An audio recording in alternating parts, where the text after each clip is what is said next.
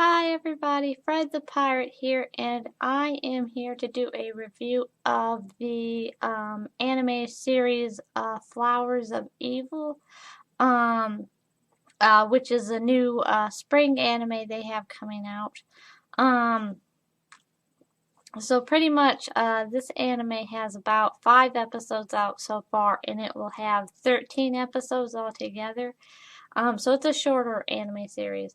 And so essentially, this anime is a slice of life romance series.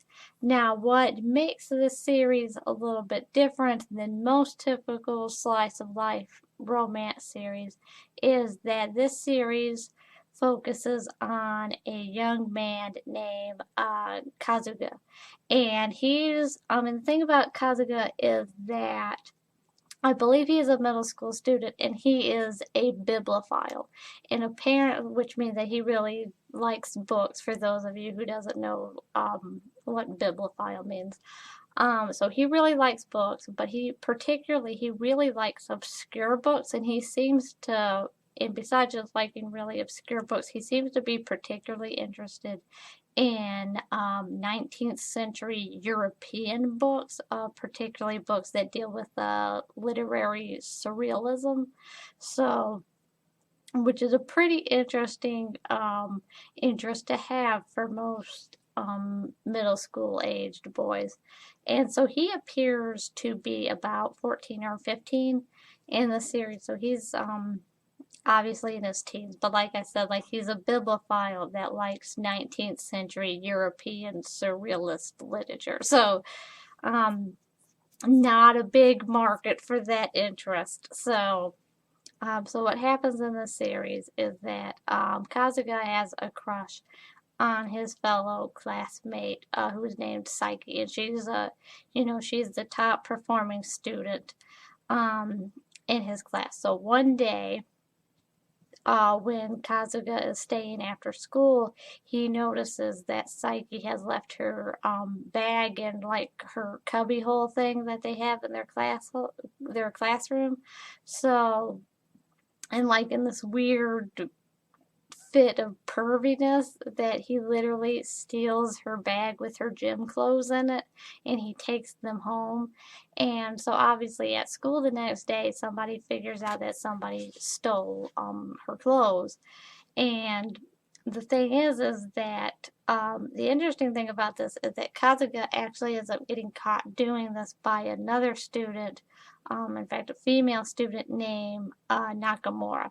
And the thing about Nakamura um, is that she's the weirdo of their class. Like she's the lonely black sheep. Like she's the delinquent. So the thing is because Kazuga has stolen Psyche's gym clothes because out of an act of frankly perviness.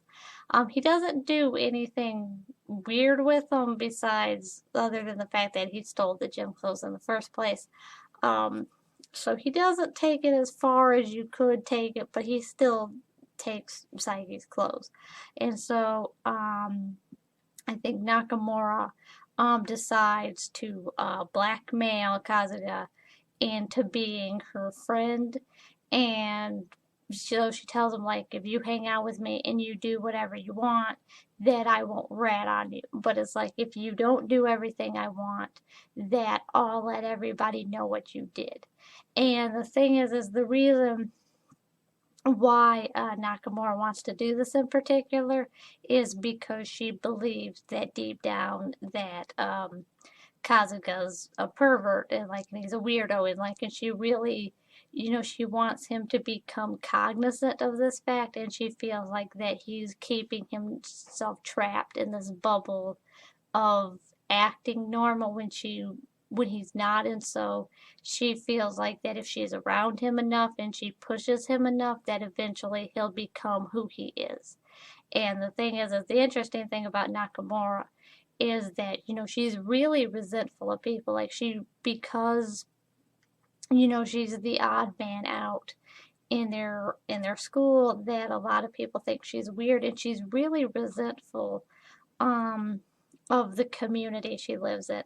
And the thing is that she's not a good student. Like there's in the first episode, their class takes a test in English, and Nakamura completely fails it, and it's obvious that she didn't even try to answer the questions, which is kind of a really interesting red flag. Which is like it's one thing to not be a good student, but it's another to just not take a test when it's physically in front of you. And the thing is like throughout the first 5 episodes, in episode 2 and 3, there would be times where Nakamura would regularly stay out until it seems like, probably 9 or 10 at night. In a town where there's not really a lot to do, and she's like 14 or 15, so it's kind of like she would stay out really late. And there's one time where she gets a Kasuga up in the middle of the night, and she's just roaming the city in the middle of the night. So it's obvious that there's a lot going on with Nakamura, and there's probably things going on in her household that probably aren't normal, and that I think I honestly I imagine there's probably like some abuse and neglect stuff happening with her, because she acts like somebody who's dealing with a lot of depression, and it's obvious that it's not normal for a 14-year-old girl to be able to sneak out of their house and like roam the middle of the street in the middle of the night. So it's not like she doesn't even do normal teenage delinquent stuff. Like it's not like she's busting out so she can hang out with her friends and go party. Like she's walking around in the middle of the night around a city where there's nothing to do, and she doesn't have any friends. So it's like you're just like it's obvious no one's watching her, and like if nobody's keeping up with her. And I think it's pretty obvious that Nakamura wants a lot of attention, and it's obvious that she's not getting that attention through normal means. And I think that's probably why she acts the way she does, because like she wants attention, but she can't get it through normal means, so she's acting out. And I think it's obvious that she's been acting out for so long that like now she's having to go to other extremes. So she's essentially why she blackmailed Kasuga, because like he's the only one who she can get to pay attention to her. And I think that's probably because like Kasuga probably is a pervert the way Nakamura assumes he is, and I think that it's obvious that like he really has a lot of guilt and anxiety about stuff. So this is certainly a really interesting series, because so far, besides blackmailing Kasuga into being her friend, that Nakamura is actually a really interesting kind of wingman to Kasuga, because like she's actually helping him start dating Psyche without him getting busted for being a weirdo. So like she's his wingman. Like so she's blackmailed him into being her friend, but she's still his wingman somehow. Like they have a very interesting relationship, and I think it's pretty obvious that the series is hinting at them having a romantic relationship at some point, not both Nakamura and Kasuga. And it's just except for having like the traditional anime slice of life romance, like they're gonna have a really weird, psychologically messed up and probably kind of toxic romance, which that'll certainly be interesting to see.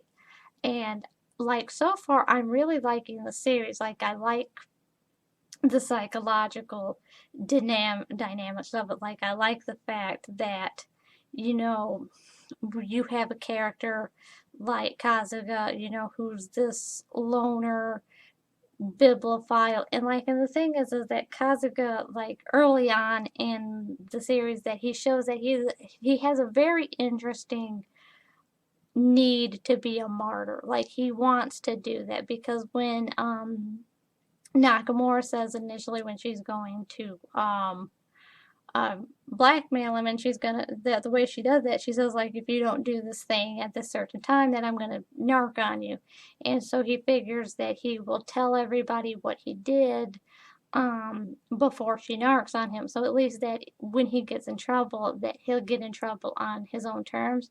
And the way he justifies it is that I'll get to be a martyr, and I'll get to wear the shining white crown or something along the lines of being a martyr. So he has this really idealized fantasy about him being a martyr, which is particularly interesting because he's 14 and 15 years old, and most 14-year-old and 15-year-old boys don't really fantasize or idealize being a martyr.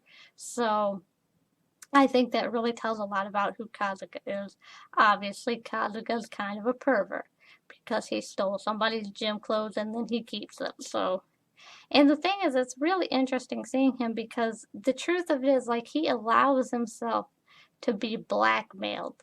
Because the thing is that he at any time could probably stop his relationship with Nakamura.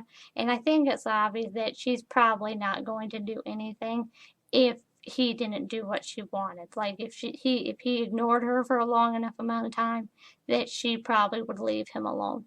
Because the thing is like she has a lot more to gain by not narking on him than she would by narking on him. So it's like he could, and I think deep down that he knows that, but like I don't think he wants to admit that. So he's certainly a very interesting character. Um, Nakamura again is a very interesting character. Like I said, it's like it's kind of obvious that she doesn't get a lot of attention through normal means. And I think it's obvious that she's probably being neglected at home based on what her actions seem to suggest.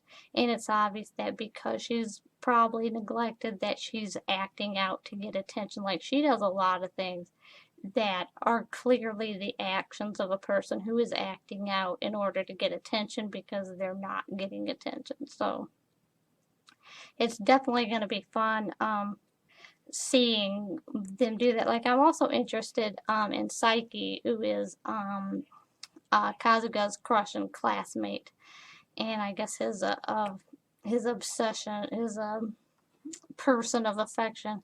I'm interested in how she is. Like she seems to, like the fact that Kasuga in one of the episodes defends Nakamura. So I think she at least likes that he's a good guy. And in the fifth episode, their relationship kind of starts. But I'm kind of interested in seeing what she's like because, like, what she's like psychologically, because I guess I can't help but wonder if maybe there's like something not quite right with her, like the way that there's obviously not something quite that like something's not quite right with Kazuga or Nagamura. So, and I think like this psychological aspects of the show make it really interesting. Like, it's really interesting to see, who the characters are and what they're about. Like, and they're really interesting characters. Um, and one of the interesting things about the show is that it has this very uh, pregnant atmosphere of anxiety and a very ominous atmosphere. Like there's a lot, like this hugely ominous atmosphere and this atmosphere of just really anxiety and fear and guilt.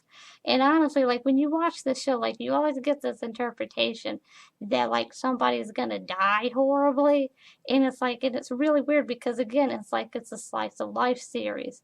And but like the show conveys this very effectively, and I think it's done very effectively because like we feel what Kazuga feels like. He's constantly feeling guilt and anxiety, and like and you feel that like, and I think a lot of that has to do with the fact that frankly, as a character, like Kazuga is really, really melodramatic, and like he's 15, so he's going through puberty, and he's definitely at the stage where every emotion is just magnified probably 100-fold, and we really feel this, and like, which makes watching the show really interesting and, frankly, very enjoyable.